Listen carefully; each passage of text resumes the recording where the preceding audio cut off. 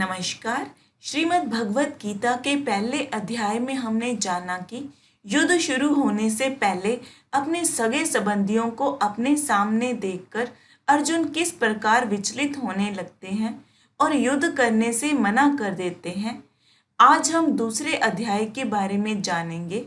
यह अध्याय हमें भौतिक शरीर तथा आत्मा के वैश्लेषिक अध्ययन द्वारा आत्म साक्षात्कार का उपदेश देता है, जिसकी व्याख्या परम अधिकारी भगवान श्री कृष्ण द्वारा की गई है।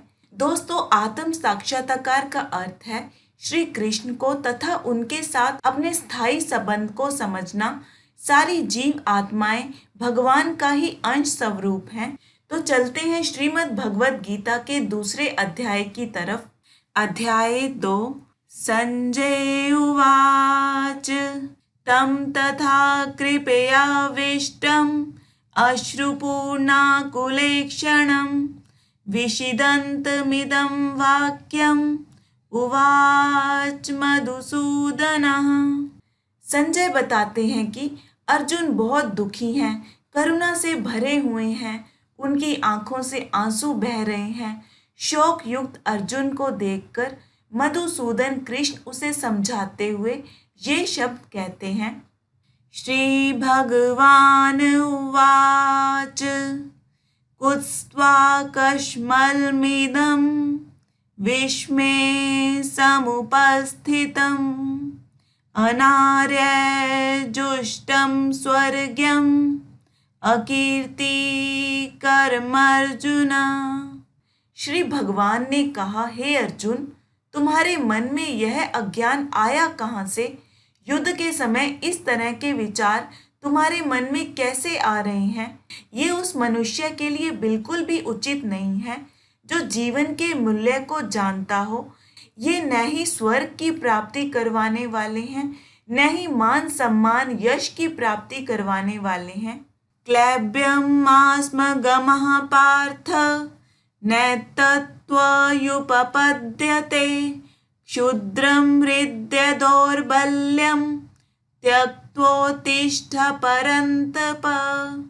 श्री कृष्ण अर्जुन को कहते हैं, हे पृथा पुत्र, इस हीन नपुंसकता को प्राप्त मत हो।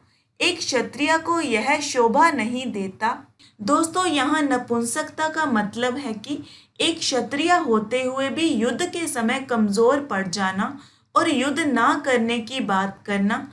श्री कृष्ण फिर अर्जुन को कहते हैं, हे शत्रुओं के दमन करता, हृदय की इस तरह की तुच्छ दुर्बलता को त्याग कर युद्ध के लिए खड़े हो जाओ। दोस्तों, यहाँ पर श्री कृष्ण अर्जुन को यह समझाना चाह रहे हैं कि वो केवल अपने कर्म पर ध्यान दे। अर्जुन उवाच कथं भीष्ममहं संख्ये द्रोणं च मधुसूदन इषुभिः प्रतियोत्स्यामि पूजार्हावरिसूदन। अर्जुन कहते हैं, हे शत्रुओं के संहारक, हे मधुसूदन, मैं इस युद्ध भूमि में भीष्म पितामह और गुरु द्रोणाचार्य जैसे सम्मानीय व्यक्ति जो सदैव मेरे लिए पूजनीय हैं, उनके आक्रमण करने पर मैं उन पर पलटकर बाण कैसे चलाऊंगा? मतलब उनके आक्रमण का जवाब कैसे दे पाऊंगा? गुरुन् हत्वा हि महानुभावान् श्रेयो भोक्तुं भैक्ष्यमपि हलोके हत्वार्थकामांस्तु गुरुनिहैव भुञ्जीय भोगान् रुधिरप्रद एकधान्। यहाँ अर्जुन कहते हैं कि ऐसे महापुरुष जो मेरे गुरु हैं, उन्हें मारकर जीने से अच्छा है मैं इस संसार में भीख मांगकर अपना जीवन व्यतीत करूं। फिर अर्जुन कहते हैं कि भले ही वे सांसारिक लाभ के इच्छुक हों।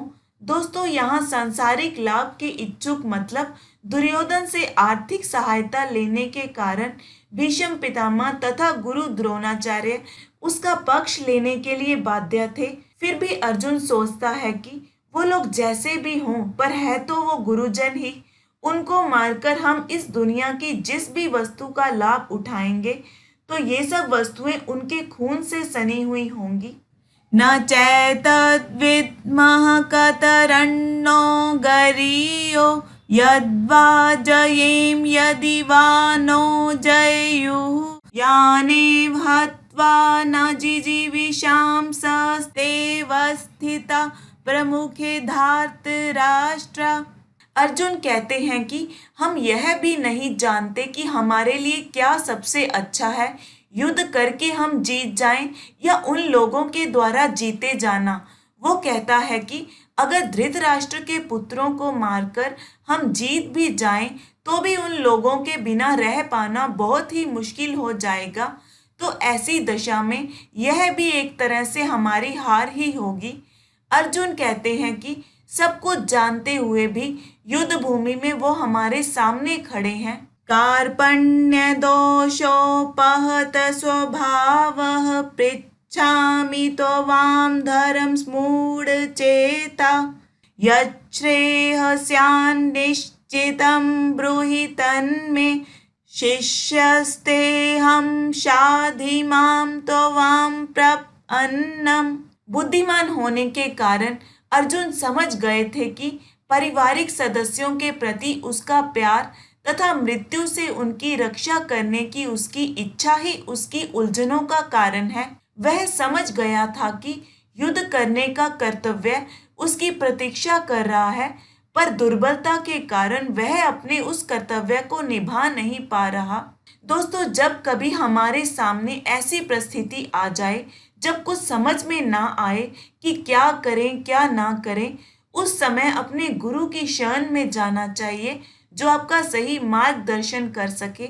नहीं प्रपश्यामि ममापनु उद्यात् यच्छोकम् उच्छोषणम् इन्द्रियाणाम् अवाप्य भूमवस्पत्नं मृधं राज्यं सूराणाम् अपि चाधिपत्यम्। अर्जुन कहते हैं कि मुझे ऐसा कोई साधन नहीं दिखाई दे रहा जो मेरे इस दुख को दूर कर सके। अर्जुन कहते हैं कि जिस तरह स्वर्ग पर देवताओं का अधिपत्य होता है, उसी तरह का पृथ्वी पर धन धान्य संपन्न राज्य प्राप्त करके भी मैं इस दुख को दूर नहीं कर सकूंगा। अर्थात उसे कितना भी पैसा, कितने भी सांसारिक सुख मिल जाएं, वो उसके दुख को दूर नहीं कर सकते। इसलिए उसने श्री कृष्ण की शरण में जाने का, अपने आप को उनको समर्पित करने का फैसला लिया। यही मन की शांति और दुखों को दूर करने का मार्ग है। दोस्तों, यदि हम सदा के लिए दुखों का निवारण चाहते हैं तो हमें भी भगवान की शरण ग्रहण करनी होगी, जिस तरह अर्जुन ने की। संजय उवाच एवमुक्त्वा ऋषिकेशं गुडाकेशः परन्तपः न योत्स्य इति गोविन्दम् उक्त्वा तूष्णीं बभूव। फिर संजय बताते हैं, शत्रुओं को मारने वाला अर्जुन इस प्रकार कहने के बाद बोला, हे गोविंद, मैं युद्ध नहीं करूंगा, और चुप हो गया। तम उवाच ऋषिकेश प्रहसन् इव भारत सेनयोरुभयोर्मध्ये विषीदन्तम् इदं वचः। संजय कहते हैं, हे भरतवंशी धृतराष्ट्र, दोनों सेनाओं के बीच में दुखी अर्जुन से श्री कृष्ण ने मानो हंसते हुए ये शब्द कहे। दोस्तों, गुरु तथा शिष्य की ये वार्ता दोनों सेनाओं की उपस्थिति में हुई तो भगवत गीता का संवाद किसी एक व्यक्ति, समाज या जाति के लिए नहीं, बल्कि सभी के लिए है। इसे सुनने के लिए शत्रु या मित्र समान रूप से अधिकारी हैं। श्री भगवान उवाच अशोचानन्वशोचस्त्वं प्रज्ञं वादांश्च भाषसे गतासुंश्च नानुशोचन्ति पंडिताः। भगवान ने फिर गुरु का पद संभाला और अपने शिष्य से कहा, तुम विद्वान की तरह बातें करते हो, किंतु तुम यह नहीं जानते कि जो विद्वान होता है, अर्थात जो यह जानता है कि शरीर तथा आत्मा क्या है, वह किसी भी अवस्था में शरीर के लिए, चाहे वह जीवित हो या मृत, शोक नहीं करता। दोस्तों, अर्जुन अज्ञान में उस शरीर के लिए शोक कर रहा था जिसका आज या कल विनाश निश्चित है। अतः शरीर उतना महत्वपूर्ण नहीं है जितना कि आत्मा है। जो इस तथ्य को जानता है वही असली विद्वान है और उसके लिए शोक का कोई कारण नहीं हो सकता। अर्थात इस दुनिया में किसी बात के लिए शोक नहीं करना चाहिए। न त्वेवाहं जातु नासं न त्वं नेमे जनाधिपः न चैव न भविष्यामः सर्वे वयमतः परम। भगवान कहते हैं, हे अर्जुन, ऐसा कभी नहीं हुआ। किसी काल में मैं नहीं था, तुम नहीं थे, अथवा ये सारे राजा लोग ना रहे हों, और ना ही ऐसा भविष्य में होगा कि हम लोग नहीं रहेंगे। हम पहले भी थे, आज भी हैं और आगे भी रहेंगे। जन्म और मृत्यु का चक्कर तो चलता ही रहेगा। मृत्यु शरीर की होती है, आत्मा की नहीं। इसलिए किसी के लिए भी शोक करने की कोई बात नहीं। देहिनोऽस्मिन् यथा देहे कौमारं यौवनं जरा तथा देहांतर प्राप्तिर् धीरस्तत्र न मुह्यति। श्री कृष्ण कहते हैं, शरीरधारी आत्मा का शरीर बदलता रहता है, कभी बालक के रूप में, कभी युवा तथा कभी वृद्ध पुरुष के रूप में, तो भी आत्मा वही रहती है, उसमें कोई परिवर्तन नहीं होता। और मृत्यु होने पर यह आत्मा एक शरीर से दूसरे शरीर में चली जाती है। धीर व्यक्ति ऐसे परिवर्तन से मोह को प्राप्त नहीं होते। श्री कृष्ण कहना चाहते हैं कि अर्जुन के पास न तो भीष्म पितामह के लिए, न ही गुरु द्रोणाचार्य के लिए शोक का कोई कारण है, बल्कि उसे प्रसन्न होना चाहिए कि वे अपने पुराने शरीरों को बदलकर नए शरीर ग्रहण करेंगे और इस तरह वे नई शक्ति को प्राप्त करेंगे। मात्र स्पर्शास्तु कौन्तेय शीत औष्णा सुख दुग्धः आगमपायिनो नित्यास तांस्तितिक्ष्व भारत। यहाँ श्री कृष्ण कहते हैं, हे कुंती पुत्र, दुख और सुख हमेशा नहीं रहते, आते जाते रहते हैं। इनका आना जाना सर्दी तथा गर्मी की ऋतुओं के आने जाने के समान है। फिर श्री कृष्ण कहते हैं, हे भरतवंशी, ये सुख दुख इंद्रिय बोध से उत्पन्न होते हैं। मनुष्य को चाहिए कि वो इन दुख सुख को सहन करना सीखे। यम ही न व्यथयन्त्येते पुरुषं पुरुषर्षभ सम दुख सुखम धीरम सौमृतत्वाय कल्पते। श्री कृष्ण कहते हैं, हे पुरुष श्रेष्ठ अर्जुन, जो पुरुष सुख तथा दुख में विचलित नहीं होता, इन दोनों को एक ही समान से सहन कर लेता है, वह निश्चित रूप से मुक्ति के योग्य है। नासतो विद्यते भावो न भावो विद्यते सतः उभयोरपि दृष्टोऽन्तस्स त्वन्योस्तत्त्वदर्शिभिः। श्री कृष्ण कहते हैं कि असत यानी भौतिक शरीर का तो कोई चिरस्थायित्व नहीं है, यानी शरीर परिवर्तनशील है, किंतु सत यानी आत्मा अपरिवर्तित रहती है, हमेशा स्थायी रहती है, वही सच है। तत्वदर्शियों ने इन दोनों की प्रकृति के अध्ययन के द्वारा यह निष्कर्ष निकाला है। दोस्तों, श्री कृष्ण अर्जुन को यही समझाना चाह रहे हैं, जो स्थायी ना हो, जिसका आना जाना लगा रहे, उसके लिए शोक क्या करना। अविनाशी तु तद्विधि येन सर्वम् इदं ततं विनाशमव्ययस्यास्य न कश्चित् कर्तुमर्हति। यहाँ श्री कृष्ण कहते हैं कि जो सारे शरीर में व्याप्त आत्मा है, उसे ही तुम अविनाशी समझो, उसका कोई नाश नहीं कर सकता। आत्मा ही सबसे बड़ा सच है।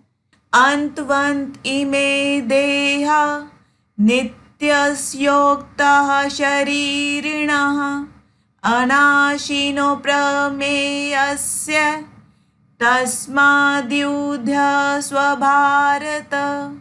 श्री कृष्ण कहते हैं, भौतिक शरीर स्वभाव से नाशवान है। ये अभी इसी क्षण भी नष्ट हो सकता है और 100 वर्ष बाद भी। ये केवल समय की बात है। इसे अनंत काल तक बनाए रखने की कोई संभावना नहीं है। किंतु आत्मा इतनी सूक्ष्म है कि इसे शत्रु देख भी नहीं सकता, मारना तो दूर रहा। तो दोनों ही दृष्टि से शोक का कोई कारण नहीं है। शरीर अपने आप में महत्वहीन है। आत्मा भौतिक शरीर से बाहर निकल जाती है तो शरीर सड़ने लगता है। इसलिए उन्होंने अर्जुन को उपदेश दिया कि हे भरतवंशी, युद्ध करो, भौतिक शारीरिक कारणों से धर्म की बलि ना होने दो। य एनं वेति हन्तारं यश्चैनं मन्यते हतम् उभो तो न विजानीतो नायं हन्ति न हन्यते। श्री कृष्ण कहते हैं कि जो इस जीव आत्मा को मारने वाला समझता है तथा जो इसे मरा हुआ समझता है, वे दोनों ही अज्ञानी हैं।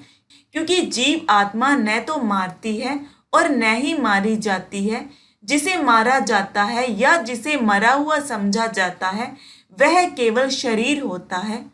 न जायते म्रियते वा कदाचिन् न यं भूत्वा भवितवा न भूयः अजो नित्या शाश्वतो यं पुराणो न हन्यते हन्यमाने शरीरे। इस श्लोक में श्री कृष्ण कहते हैं, आत्मा के लिए किसी भी काल में न तो जन्म है न मृत्यु। वह न तो कभी जन्मी है न जन्म लेती है और न ही जन्म लेगी। वह अजन्मी, नित्य, स्थायी तथा सबसे प्राचीन है।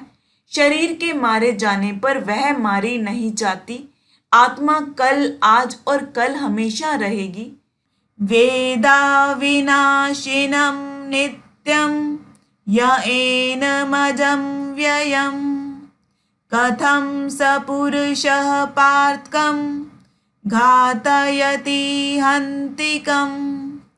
श्री कृष्ण कहते हैं, हे पार्थ, जो व्यक्ति यह जानता है कि आत्मा अविनाशी, अजन्मा, निर्विकार तथा स्थायी है, वह भला किसी को कैसे मार सकता है या मरवा सकता है। वासांसि जीर्णानि यथा विहाय नवानि गृह्णाति नरोपराणि तथा शरीराणि विहाय जीर्णा यन्यानि संयान्ति नवानि देहि।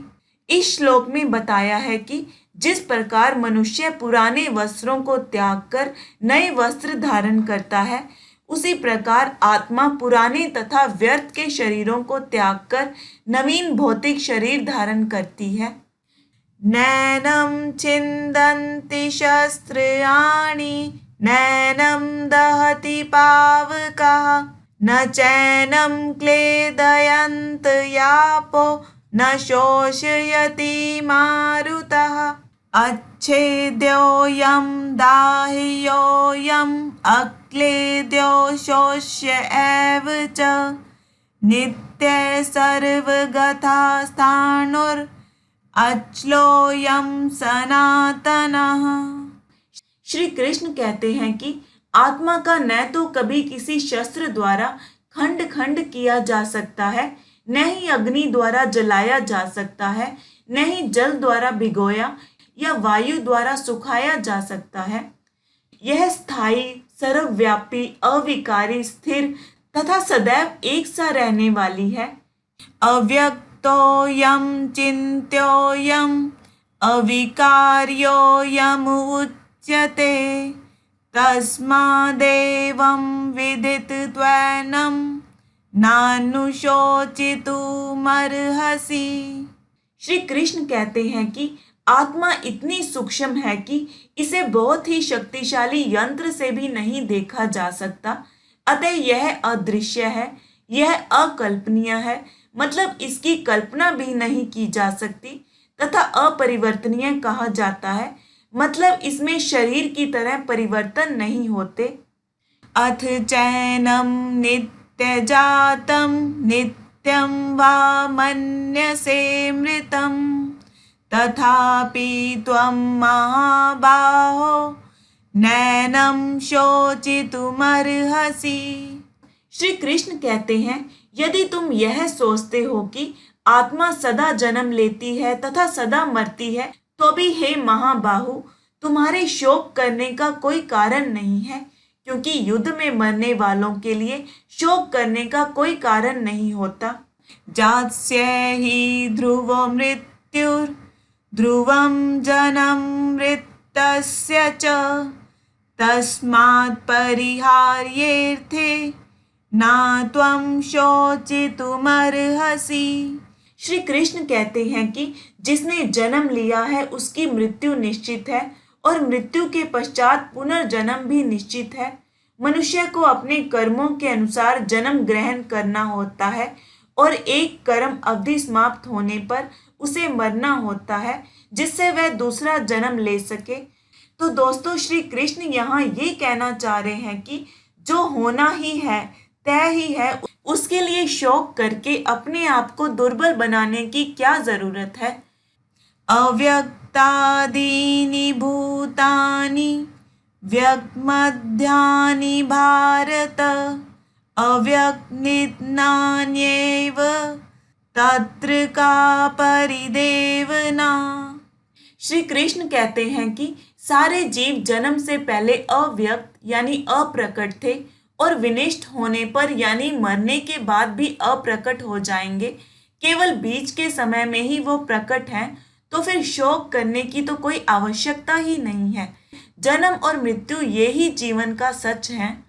आश्रयवत् पश्यति कश्चिदेन माश्रयवद् वदति तथैव चान्यः आश्रयवचेनं शृणोति श्रुत्वाप्यनं वेद न चैव कश्चित्। भगवान कहते हैं कि कोई आत्मा को आश्चर्य से देखता है, कोई इसे आश्चर्य की तरह बताता है तथा कोई इसे आश्चर्य की तरह सुनता है, किंतु कोई कोई इसके विषय में सुनकर भी कुछ नहीं समझ पाते, यानी आत्मा को समझना बेहद मुश्किल है। पर दोस्तों, आत्मा को समझकर ही इस मोह माया से बाहर निकला जा सकता है। देहि नित्यं वध्योऽयं देहे सर्वस्य भारत तस्मात् सर्वाणि भूतानि ना त्वं शोचितुमर्हसि। श्री कृष्ण कहते हैं कि हे भरतवंशी, शरीर में रहने वाले का कभी भी वध नहीं किया जा सकता, इसलिए तुम्हें किसी भी जीव के लिए शोक करने की जरूरत नहीं है।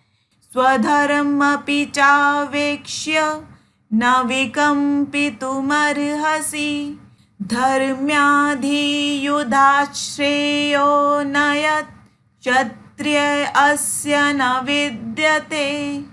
श्री कृष्ण अर्जुन को कहते हैं कि क्षत्रिय होने के नाते अपने क्षत्रिय धर्म का विचार करते हुए तुम्हें जानना चाहिए कि धर्म के लिए युद्ध करने से बढ़कर तुम्हारे लिए कोई अन्य कार्य नहीं है, इसलिए तुम्हें संकोच करने की कोई जरूरत नहीं है।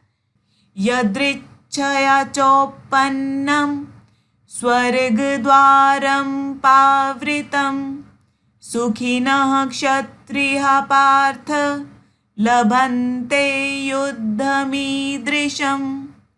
जब अर्जुन भगवान श्री कृष्ण को कहता है कि इस युद्ध में कुछ भी तो लाभ नहीं दिख रहा है, इससे नरक में शाश्वत वास करना होगा, तब श्री कृष्ण कहते हैं कि हे पार्थ, वे क्षत्रिय सुखी हैं जिन्हें ऐसे युद्ध के अवसर अपने आप प्राप्त होते हैं, जिससे उनके लिए स्वर्ग लोक के द्वार खुल जाते हैं। मतलब दोस्तों, एक क्षत्रिय का धर्म है कि उसे शांति तथा व्यवस्था बनाए रखने के लिए हिंसा करनी ही पड़ती है और फिर धर्म पूर्वक राज्य चलाना होता है। अर्जुन यदि युद्ध में जीतता है तो वह धर्म पूर्वक राज्य करेगा और अगर युद्ध भूमि में मरता है तो स्वर्ग को जाएगा। युद्ध करने से उसे दोनों ही तरफ से लाभ ही होगा। अथ चेतव इमं धर्म्यं संग्रामं न करिष्यसि ततः स्वधर्मं कीर्तिं च हित्वा पापं वाप्स्यसि। यहाँ श्री कृष्ण कहते हैं कि यदि तुम युद्ध करने के स्वधर्म को संपन्न नहीं करते तो तुम्हें निश्चित रूप से अपने कर्तव्य की उपेक्षा करने का पाप लगेगा और तुम योद्धा के रूप में भी अपना यश खो दोगे। दोस्तों, यहाँ श्री कृष्ण कहना चाहते हैं कि वह युद्ध करने से नहीं, बल्कि अगर वो युद्ध नहीं करता तो अपने कर्तव्य का पालन ना करने के कारण वह नरक का भागी होगा। अकीर्तिं चापि भूतानि कथयिष्यन्ति ते वयं संभावितस्य चाकीर्तिर्मरणादतिरिच्यते। अब अर्जुन के मित्र तथा गुरु के रूप में भगवान कृष्ण अर्जुन से कहते हैं, यदि तुम युद्ध प्रारंभ होने से पहले ही युद्ध भूमि छोड़ देते हो तो लोग हमेशा तुम्हारे अपयश का वर्णन करेंगे, तुम्हें कायर कहेंगे। तुम जैसे सम्माननीय व्यक्ति के लिए अपयश मृत्यु से भी बुरा है, इसलिए तुम्हें युद्ध से भागना नहीं चाहिए। इससे अच्छा तो होगा कि तुम मर जाओ। भयाद्रणादुपरतं मंस यन्ते त्वां महारथा येषां च त्वं बहुमतो भूत्वा यास्यसि लाघवम्।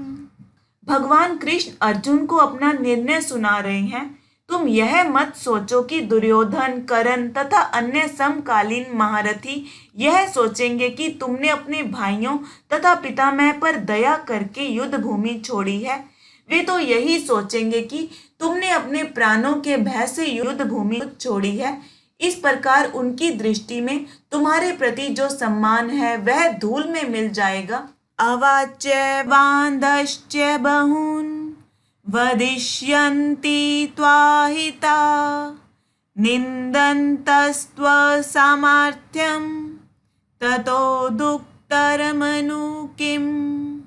श्री कृष्ण कहते हैं कि तुम्हारे शत्रु अनेक प्रकार के कड़वे शब्दों से तुम्हारा वर्णन करेंगे, तुम्हारी योग्यता पर ताने मारेंगे, मजाक उड़ाएंगे। तुम्हारे लिए इससे दुखदाई और क्या हो सकता है कि योग्यता होते हुए भी तुम युद्ध छोड़कर भागने वाले कहे जाओगे। हतो वा प्राप्स्यसि स्वर्गं जित्वा वा भोक्ष्यसे महिम् तस्मादुत्तिष्ठ कौन्तेय युद्धाय कृतनिश्चयः। श्री कृष्ण कहते हैं, हे कुंती पुत्र, यदि तुम युद्ध में मारे जाओगे तो स्वर्ग प्राप्त करोगे, या यदि तुम जीत जाओगे तो पृथ्वी के साम्राज्य का भोग करोगे। इसलिए दृढ़ संकल्प करके खड़े हो जाओ और युद्ध करो। सुख दुखे समे कृत्वा लाभालाभो जया जयो ततो युद्धाय युज्यस्व नैवं पापं वाप्स्यसि। श्री कृष्ण कहते हैं कि अर्जुन, तुम सुख या दुख, हानि या लाभ, विजय या पराजय का विचार मत करो। तुम्हें केवल युद्ध के लिए युद्ध करना चाहिए, क्योंकि ये उनकी यानी श्री कृष्ण की इच्छा है। ऐसा करने से तुम्हें कोई पाप नहीं लगेगा। एषा ते विहिता सांख्य बुद्धिर्योगे त्विमां शृणु बुद्ध्या युक्तो यया पार्थ कर्म बंधम प्रहास्यसि। श्री कृष्ण कहते हैं कि मैंने वैश्लेषिक अध्ययन के द्वारा इस ज्ञान का वर्णन किया है। अब मैं तुम्हें निष्काम भाव से कर्म करना बता रहा हूँ, उसे सुनो। हे पृथा पुत्र, यदि तुम ऐसे ज्ञान से कर्म करोगे तो तुम कर्मों के बंधन से अपने आप को मुक्त कर सकते हो।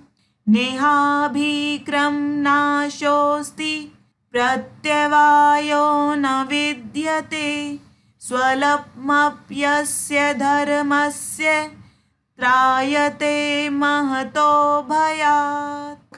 कर्म का सर्वोच्च दिव्य गुण है कृष्ण भावना अमृत में कर्म करना, निष्काम भाव से कर्म करना, श्री कृष्ण के हित में कर्म करना। ऐसे कर्म करने वाले को कोई हानि नहीं होती, चाहे यह कर्म अधूरा ही क्यों ना रह जाए। इस पथ पर की गई अल्प प्रगति भी भय से रक्षा करती है। व्यवसायात्मिका बुद्धिर एकेह कुरु नंदन बहुशाखायनन्ताश्च बुद्ध्यो व्यवसायिनाम्।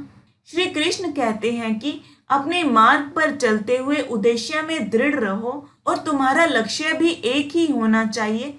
पर हे कुरुनंदन, जो अपने उद्देश्य में दृढ़ नहीं होते, उनकी बुद्धि अनेक शाखाओं में विभक्त रहती है। दोस्तों, यहाँ श्री कृष्ण ये कहना चाहते हैं कि जब हम अपने जीवन में कोई एक फैसला नहीं लेते तो हमारा दिमाग कितनी ही दिशाओं में भटकता रहता है।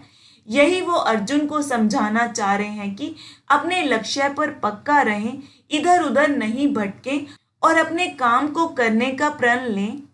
यामिमां पुष्पितां वाचं प्रवदन्त्य विपश्चिताः वेदवादरताः पार्थ नान्यदस्तीति वादिनः कामात्मानः स्वर्गपरा जन्मकरं फलप्रदां क्रियाविशेषबहुलां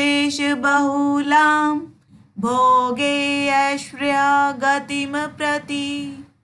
साधारणतः सब लोग बुद्धिमान नहीं होते और वे अज्ञान के कारण वेदों के कर्मकांड भाग में बताए गए सकाम कर्मों के प्रति अत्यधिक आसक्त रहते हैं। वास्तव में वेदों में कहा गया है कि जो स्वर्ग जाना चाहता है उसे ये यज्ञ संपन्न करने चाहिए, और अल्प ज्ञानी पुरुष सोचते हैं कि वैदिक ज्ञान का सारा अभिप्राय इतना ही है। अज्ञानी व्यक्ति स्वर्ग की प्राप्ति, अच्छे जन्म की प्राप्ति के लिए कर्म करते हैं। ऐसे लोग सकाम भाव से कर्म करते हैं, कर्म से ज्यादा उससे होने वाले फायदे, भोग, ऐश्वर्य की बात करते हैं। दोस्तों, मनुष्य को निष्काम भाव से कर्म करना चाहिए। भोग ऐश्वर्य प्रसक्तानां तयापहरित चेतसां व्यवसायात्मिका बुद्धि स्माधो ना विधीयते। इस श्लोक में कहा है कि जो लोग इंद्रिय भोग तथा भौतिक ऐश्वर्य के प्रति अत्यधिक आसक्त होने से ऐसी वस्तुओं से मोहग्रस्त हो जाते हैं, उनके मनों में भगवान के प्रति भक्ति का दृढ़ निश्चय नहीं होता। दोस्तों, साधारण शब्दों में कहे तो जो लोग सांसारिक सुखों के लिए कर्म करते हैं, ऐसे लोगों की भगवान या अपने काम में सच्ची लगन नहीं होती। वो केवल अपने फायदे का सोचते हैं। त्रैगुण्य विश्य वेदा निस्त्रैगुण्यो भवा अर्जुन निर्द्वंद्वो नित्य सत्वस्थो निर्योक्षेम आत्मवान। श्री कृष्ण कहते हैं कि वेदों में मुख्यतः प्रकृति के 3 गुणों का वर्णन हुआ है। हे अर्जुन, इन तीनों गुणों से ऊपर उठो। जीवन के दोनों तरह के समय, सुख दुख, सर्दी गर्मी को सहन करना सीखो। लाभ हानि तथा सुरक्षा की सारी चिंताओं से मुक्त होकर अपनी अंतरात्मा को पहचानो। यावानर्थ उत्पाने सर्वतः संप्लुतोदके तावन् सर्वेषु वेदेषु ब्राह्मणस्य विजानतः। इस श्लोक में कहा है कि एक छोटे से कुएं के पानी से जितना सारा कार्य होता है, एक विशाल जलाशय से तुरंत पूरा हो जाता है। इसी तरह से जिसे वेदों के उद्देश्य समझ आ जाएं, उसके सारे कार्य सिद्ध हो जाते हैं। इसलिए मनुष्य को इतना बुद्धिमान तो होना ही चाहिए कि केवल अनुष्ठानों के प्रति आसक्त न रहकर वेदों के उद्देश्य को समझे। सबसे बड़ा वेदांती तो वह महात्मा है जो भगवान के पवित्र नाम का जप करने में आनंद लेता है। संपूर्ण वैदिक रहस्यवाद का यही उद्देश्य है। कर्मण्यवाधिकारस्ते मा फलेषु कदाचन मा कर्म फल हेतुर्भुर् माते संघोस्त्वकर्मणि। भगवान ने अर्जुन को उपदेश दिया कि तुम अपना कर्म करो, तुम्हें अपने कर्म करने का अधिकार है, किंतु कर्म के फलों के तुम अधिकारी नहीं हो। तुम न तो कभी अपने आप को कर्मों के फलों का कारण मानो और ऐसा भी ना हो कि तुम कर्म ही ना करो। निष्काम भाव से कर्म करो। ऐसे निष्काम कर्म निसंदेह मुक्ति पथ की ओर ले जाने वाले हैं। योगस्थः कुरु कर्माणि संत्यक्त्वा धनंजय, सिद्धयो समो भूत्वा समत्वं योग उच्यते। श्री कृष्ण कहते हैं, हे अर्जुन, तुमने युद्ध के फल के ऊपर यानी जय या पराजय के ऊपर विचार नहीं करना है। तुम्हें तो बस मेरे यानी श्री कृष्ण के निर्देशानुसार कर्म करना है और कृष्ण के निर्देश का पालन ही वास्तविक योग है। दूरेण यवरं करम बुद्धियोगा धनंजया, बुद्धो शरणमन्विच्छ कृपणाः फलहेतवः। श्री कृष्ण कहते हैं, हे धनंजय, अपने आप को भगवान को समर्पित कर दो, उसकी शरण ग्रहण करो और सारे निंदनीय कर्मों से दूर रहो। निष्काम भाव से कर्म करो, कर्म के फल के बारे में मत सोचो। केवल कृपण ही अपने सकाम कर्मों का फल भोगना चाहते हैं, किंतु इसमें वे भव बंधन में और अधिक फंसते जाते हैं। बुद्धियुक्तो जहातीह उभे सुकृत दुष्कृते, तस्माद्योगाय युज्यस्व योग कर्मसु कौशलम। श्री कृष्ण कहते हैं कि भगवान की भक्ति में लगा रहने वाला मनुष्य इस जीवन में ही कर्मों के अच्छे या बुरे फल से अपने आप को मुक्त कर लेता है। मतलब दोस्तों, भगवान की भक्ति में लगे मनुष्य के जीवन में चाहे दुख आए या सुख आए, वो हमेशा एक ही समान रहता है। अर्जुन को कृष्ण भावना अमृत में अपने मन को कृष्ण में लगा के कार्य करने के लिए कहा है, क्योंकि कर्म फल के शुद्ध होने की यही प्रक्रिया है। कर्मजं बुद्धियुक्ता हि फलम त्यक्त्वा मनीषिणः, जन्म बंध विनिर्मुक्तः पदम गच्छन्त यनामयम्। श्री कृष्ण कहते हैं कि इस तरह भगवत भक्ति में लगे रहकर बड़े बड़े ऋषि, मुनि अथवा भक्तगण अपने आप को इस भौतिक संसार में कर्म के फलों से मुक्त कर लेते हैं। इस प्रकार वे जन्म मृत्यु के चक्कर से छूट जाते हैं और भगवान के पास जाकर उस अवस्था को प्राप्त करते हैं जो समस्त दुखों से परे है। इसलिए कर्म करो, फल के बारे में मत सोचो। यदा ते मोह कलिलं बुद्धिर्व्यतितरिष्यति, तदा गन्तासि निर्वेदं श्रोतव्य अस्य श्रुतस्य च।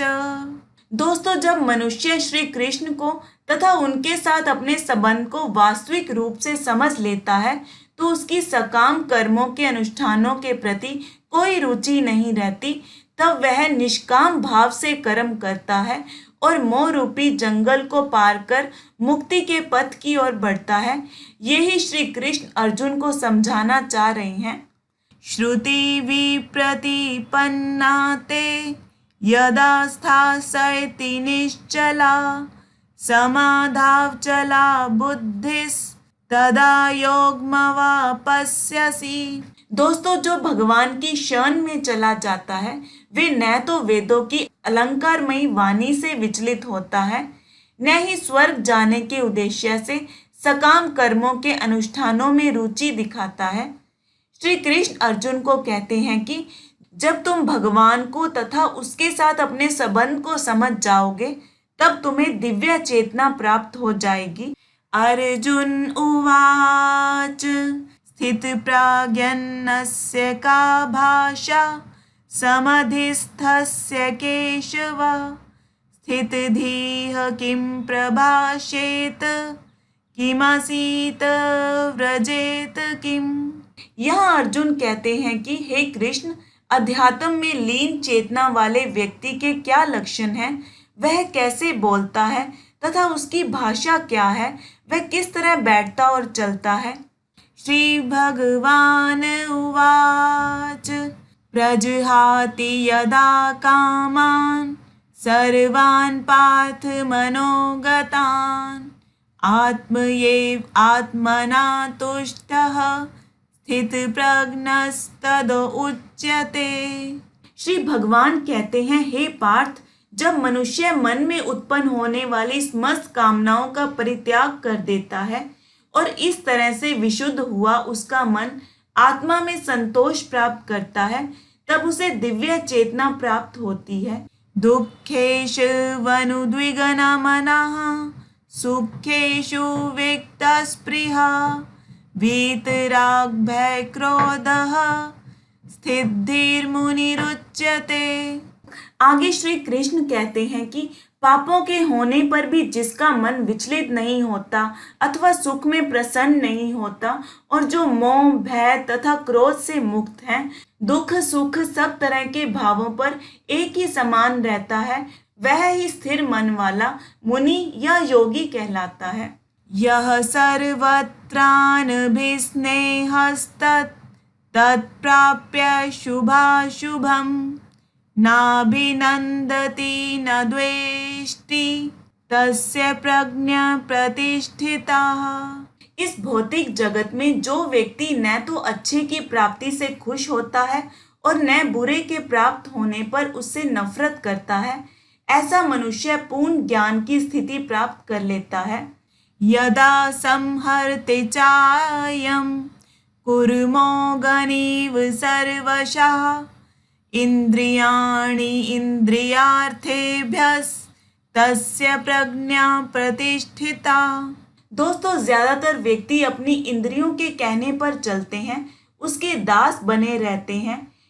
श्री कृष्ण कहते हैं कि किसी योगी भक्त या आत्म सिद्ध व्यक्ति की कसौटी यह है कि वह अपनी योजना के अनुसार इंद्रियों को वश में कर सके। यहाँ पर सर्वश्रेष्ठ उदाहरण कछुए का है। वह किसी भी समय अपने अंग समेट सकता है और पुनः विशिष्ट उद्देश्यों से उन्हें प्रकट कर सकता है। इस प्रकार भगवान की शरण में आए व्यक्तियों की इंद्रियां भी केवल भगवान की विशिष्ट सेवाओं के लिए काम आती हैं, अन्यथा उनका संकोच कर लेते हैं। श्री कृष्ण अर्जुन को यह उपदेश दे रहे हैं कि अपनी इंद्रियों को भगवान की सेवा में लगाएं, न कि अपनी इच्छाओं को पूरा करने के लिए। विश्या विनिवर्तन्ते निराहारस्य देहिनः रसवर्जं रसोऽप्यस्य परम दृष्ट्वा निवर्तते। यहाँ भगवान कहते हैं कि देहधारी जीव इंद्रियां भोग की वस्तुओं से भले ही दूर रहने की कोशिश करता है, पर उसमें इंद्रियां भोगों की इच्छा बनी रहती है। दोस्तों, जैसे किसी बीमार आदमी को बीमार होने की वजह से कोई भोज्य पदार्थ खाने के लिए मना किया जाता है, पर इससे रोगी की उस भोजन के लिए खाने की इच्छा खत्म नहीं होती, ना वह ऐसा करना चाहता है। पर जो व्यक्ति भगवान की शरण में चला जाता है, उसकी भक्ति के उत्तम रस का स्वाद चख लेता है, तो उसे जड़ भौतिक वस्तुओं में कोई रुचि कोई मोह नहीं रह जाता। यत तो यापि कौन्ते पुरुषस्य विपश्चितः इंद्रियाणि प्रमाथीनि हरन्ति प्रस्भं मनः। यहाँ श्री कृष्ण कहते हैं, हे अर्जुन, इंद्रियां इतनी प्रबल तथा वेगवान हैं कि वे उस विवेकी पुरुष के मन को भी बलपूर्वक हर लेती हैं, जो उन्हें वश में करने का प्रयत्न करता है। दोस्तों, आपने महर्षि विश्वामित्र के बारे में तो सुना ही होगा।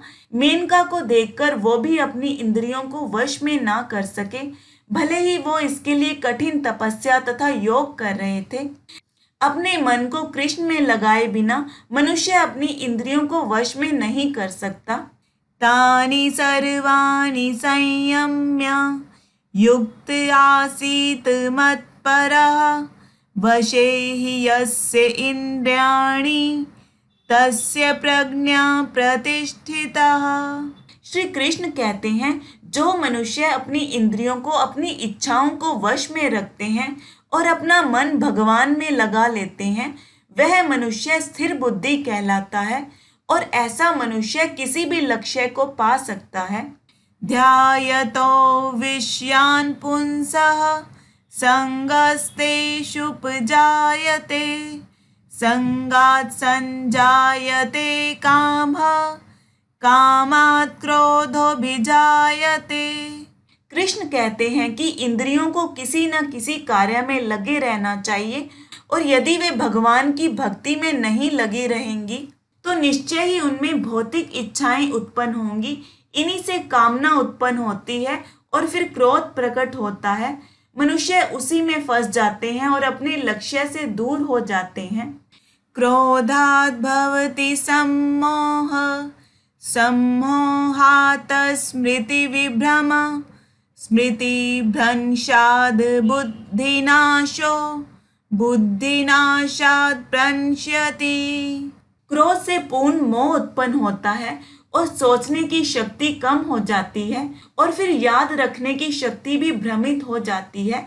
फिर बुद्धि यानी ज्ञान शक्ति का नाश हो जाता है। जब याद ही नहीं रख पाएंगे तो ज्ञान किसी काम नहीं आएगा। बुद्धि का नाश होने पर मनुष्य भवकूप में फिर से गिर जाता है।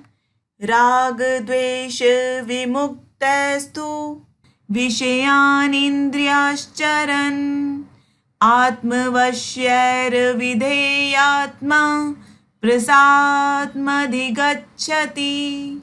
यहाँ श्री कृष्ण कहते हैं कि जो व्यक्ति अपना मन भगवान में लगा लेता है वह सारी इच्छाओं से मुक्त हो जाता है और इंद्रियों को संयम द्वारा वश में करने में समर्थ होता है। ऐसा व्यक्ति भगवान की पूर्ण कृपा प्राप्त कर सकता है। प्रसादे सर्व दुःखानां हानिरस्योपजायते प्रसन्नचेतसो यासु बुद्धि पर्यावतिष्ठते। इस श्लोक में कहा है कि अपने आप को भगवान को समर्पित कर देने वाले व्यक्ति के सारे दुख नष्ट हो जाते हैं। ऐसे व्यक्ति की बुद्धि शीघ्र ही स्थिर हो जाती है। नास्ति बुद्धिर्युक्तस्य न चायुक्तस्य भावना न चाभाव्यतः शांतिर् शांतस्य कुतः सुखम। इस श्लोक में कहा है कि जो कृष्ण भावना अमृत में परमेश्वर से संबंधित नहीं है उसकी न तो बुद्धि दिव्य होती है न ही मन स्थिर होता है। मन स्थिर ना हो तो शांति की कोई संभावना नहीं है और जीवन में शांति न हो तो सुख हो भी कैसे सकता है। इंद्रियाणाम हि चरिताम यन्मनोनुविधीयते तदस्य हरति प्रज्ञां वायुर्नावमिवाम्भसि। श्री कृष्ण कहते हैं कि जिस प्रकार पानी में तैरती नाव को वायु दूर बहा ले जाती है उसी प्रकार विचरणशील इंद्रियों में से कोई एक जिस पर मन निरंतर लगा रहता है मनुष्य की बुद्धि को हर लेती हैं। दोस्तों, अगर आप क्रोध में हैं तो कुछ नहीं सोच पाएंगे, अगर प्रेम में हैं तो किसी बात की सुध नहीं रहेगी। आपका मन जिस भी इंद्री के वश में होगा उसके अलावा उसे कुछ भी समझ नहीं आएगा। तो मन को वश में करने की सही विधि है कि अपने मन को भगवान में लगाओ। तस्माद्यस्य महाबाहो निगृहीतानि सर्वशः इंद्रियाणीन्द्रियार्थेभ्यस्तस्य प्रज्ञा प्रतिष्ठितः। कृष्ण कहते हैं कि हे महाबाहु, जिस पुरुष की इंद्रियां उसके वश में हैं उसकी बुद्धि निसंदेह स्थिर है। नहीं तो हमारी बुद्धि हमें कहां कहां ले जा सकती है। बुद्धि पर विजय प्राप्त करनी है तो इंद्रियों को वश में करना होगा। या निशा सर्वभूतानां तस्यां जागृति संयमी यस्यां जागृति भूतानि सा निशा पश्यतो मुने। श्री कृष्ण कहते हैं जो सब जीवों के लिए रात्रि है वह आत्म संयमी के जागने का समय है। अर्थात उसमें योगी ज्ञान प्राप्ति के लिए जागता है, साधना करता है। और जब सब जीव सांसारिक सुखों के लिए जागते हैं तो वो सुख योगी के लिए रात के समान है। अपूर्यमाणं चल प्रतिष्ठं समुद्रमापः प्रविशन्ति यद्वत् तद्वत् कामयं प्रविशन्ति सर्वे स शान्तिमाप्नोति न कामकामी। जब तक मनुष्य का शरीर है, शरीर की मांगे इच्छाएं बनी रहेंगी, पर भक्त अपनी पूर्णता के कारण ऐसी इच्छाओं से विचलित नहीं होता। वो उस सागर के समान है जो अपने में सदैव पूर्ण है। सागर में गिरने वाली नदियों के समान इच्छाएं उसके पास आ सकती हैं, पर वो अपने कार्य में स्थिर रहता है। मनुष्य भी अपनी इच्छाओं से विचलित न होकर सागर की तरह स्थिर रहकर पूर्ण शांति का आनंद उठा सकता है। दोस्तों, जिसका मन भगवान में लगा हो उसकी कोई इच्छा नहीं होती, क्योंकि भगवान उसकी सारी आवश्यकताएं पूरी करते रहते हैं और वो हमेशा सुखी और शांत रहते हैं। विहाय कामान्य सर्वान् पुमांश्चरति निह सप्रिय निर्ममो निरहंकार स शांतिमधिगच्छति। यहाँ श्री कृष्ण कहते हैं, जिस व्यक्ति ने सारी कामनाओं इच्छाओं का त्याग कर दिया है, जिसने सारी ममता त्याग दी है तथा अहंकार से रहित है, वही वास्तविक शांति को प्राप्त कर सकता है। एषा ब्राह्मी स्थितिः पार्थ नैनां प्राप्य विमुह्यति स्थितवास्याम् अंतकालेऽपि ब्रह्मनिर्वाणं मृच्छति। श्री कृष्ण कहते हैं कि यह आध्यात्मिक तथा ईश्वरीय जीवन का पथ है, जिसे प्राप्त करके मनुष्य मोहित नहीं होता। यदि कोई जीवन के अंतिम समय में भी इस तरह स्थित हो तो वह भगवत धाम में प्रवेश कर सकता है। दोस्तों, ये था श्रीमद् भगवत गीता का दूसरा अध्याय, जिसमें श्री कृष्ण अर्जुन को निष्काम भाव से कर्म करने के लिए कहते हैं। दोस्तों, हमें भी इसे अपने जीवन में जरूर उतारना चाहिए। अगली वीडियो में जानते हैं तीसरे अध्याय के बारे में। जय श्री राधे कृष्णा।